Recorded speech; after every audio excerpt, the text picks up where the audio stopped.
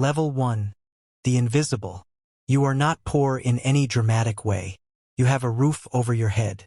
You have food in the refrigerator. Your car runs most of the time. You pay your bills a few days late, but you pay them. By every official measure, you are fine. Statistically speaking, the system is working exactly as intended. But you walk into a room and nobody turns their head. You speak in meetings and your ideas get ignored. 20 minutes later, someone else repeats the same idea. Everyone praises them for it. You post something online and it gets 4 likes. 3 of them are from your mother. You go to the same coffee shop 3 times a week for 2 years. The barista still asks your name. You are replaceable. Not because you're untalented. Because nobody knows who you are. Some nights you stare out the window and wonder something uncomfortable. If you simply stopped showing up, how long would it take people to notice? The answer is longer than you'd like. This isn't tragedy. It's not even suffering. It's ordinary life. And for most human beings who have ever existed, this is exactly where they lived. But then something changes. Level 2. The competent. In your early 30s, you stop trying to be liked. And you start trying to be good. Really good. You pick one thing. Maybe it's your career. Maybe it's writing. Maybe it's sales. Maybe it's coding. Maybe it's a sport. It doesn't matter. What matters is that you stop dabbling. You commit. There is no montage. No brak moment. Just years of boring practice. Books, mistakes, late nights, repetition. Then one day, people start asking questions. Your coworkers seek your advice. Your boss asks you to explain things in meetings. Clients listen when you speak. Your reputation starts forming. Not a large reputation. A small one. Inside a small circle. But it's yours. And that's important. Because competence is the first form of status you actually earn. Everything before this was assigned. Your family. Your neighborhood. Your appearance. Your school. This is different. You built it. You begin to understand why mastery is addictive. And you discover something else. Most people never get here. Most remain generalists. Replaceable. You are becoming difficult to replace. And that's when you learn a dangerous truth. Competence alone has a ceiling. Level 3. The connected. You hit that ceiling around your late 30s. First, it's confusing. You're better than you've ever been. Yet progress slows. Then something happens. An old coworker calls. They invite you for coffee. You almost say no. You're tired. It's a Tuesday. You go anyway. An hour later, they tell you about a job opening. The salary is dramatically higher. 3 weeks later, you're hired. You never even applied. That's when you realize something. The real economy isn't built on resumes. It's built on relationships. Trust moves faster than credentials. You start saying yes to dinners, conferences, introductions, industry events. Most go nowhere. A few change everything. You enter rooms you weren't invited into before. You meet people who know people. And suddenly doors begin opening. You are now inside the machinery. Not running it.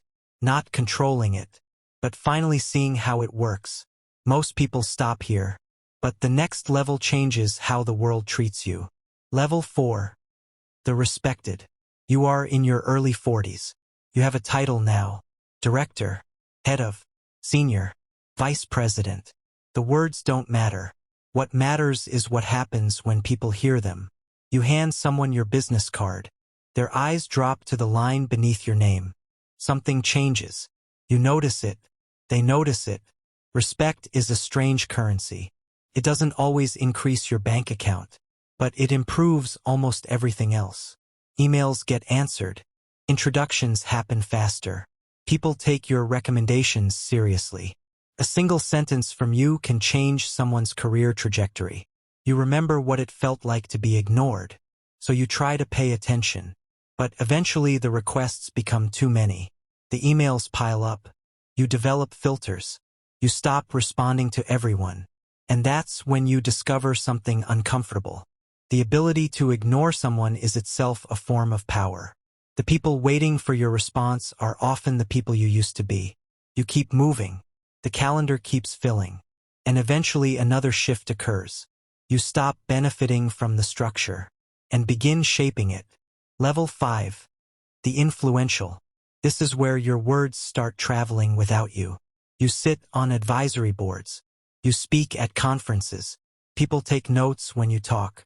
Reporters call for quotes. Your ideas spread through organizations you've never even visited. First, it's exciting. Then it becomes normal. Then it becomes exhausting. Something you say casually becomes a headline. A joke becomes a quote. A private opinion becomes public property. You develop a public version of yourself. A version that is simpler, cleaner, more predictable. The real you stays hidden behind it. You begin understanding why influential people seem distant. They protecting the last part of themselves that belongs only to them. And then something even stranger happens. The money arrives. Not all at once, but fast enough to surprise you. Level 6. The wealthy. There is no single moment. Just years of compounding decisions. Investments, equity, ownership, opportunities. One afternoon your accountant says a number out loud, and you realize you've crossed a line. Life changes. Not dramatically, quietly. You stop checking prices. You stop worrying about rent. You discover entire parts of the world you didn't know existed. Private lounges, private services, private opportunities. You hire people, assistants, advisors, professionals whose job is to solve problems before you notice them. First it feels strange. Then it becomes normal. And that's when your relationships begin changing. Some friendships fade. Not because anyone did anything wrong. Because your lives no longer fit together the same way. You go home for the holidays. You sit at the same kitchen table. But there is now a small distance between who you became and where you came from. Nobody mentions it. Everyone feels it. Most people think wealth is the finish line. It isn't. Because wealth gives you comfort. Power gives you consequence. Level 7. The powerful. Power is not having money. Power is having impact. You make decisions, budgets, strategies, appointments, approvals, tiny decisions that ripple outward. Someone you've never met gets hired because of one. Someone else loses a job because of another. You never see either person. Yet your signature altered both lives. Responsibility becomes your permanent companion.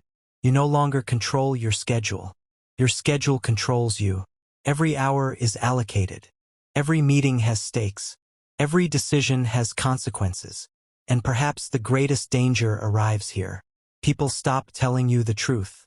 Not intentionally, but because you're powerful. So you keep one person close. Someone whose job is to tell you when you're wrong. Because the moment truth disappears, the mistakes begin. And eventually, power gives way to something many people secretly desire. Level 8. The celebrated. You walk into a room. People applaud before you've done anything. Strangers recognize you. They ask for photos, autographs, advice, stories.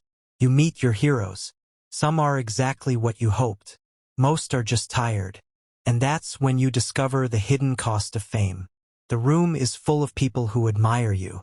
Almost none of them know you. The people who know you are at home, doing laundry, making dinner, living ordinary lives. You miss them. You miss ordinary life. You realize success required sacrifices, time, presence, moments you'll never get back. You give speeches about balance, purpose, meaning. You believe every word. But a small part of you wonders whether you're describing the life you wish you had lived rather than the one you actually chose. Then eventually the climb ends. Not because you stop moving, because there is nowhere left to go. Level 9. The monument. You are no longer building a reputation. You are preserving a legacy. Universities call. Buildings bear your name. Institutions seek your guidance. Biographers interview you. Historians organize your story. You are no longer merely a person.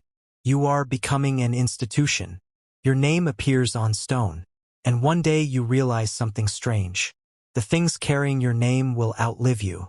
You write a memoir. You tell most of the truth. Not all of it. No one ever does. You arrange your history in advance.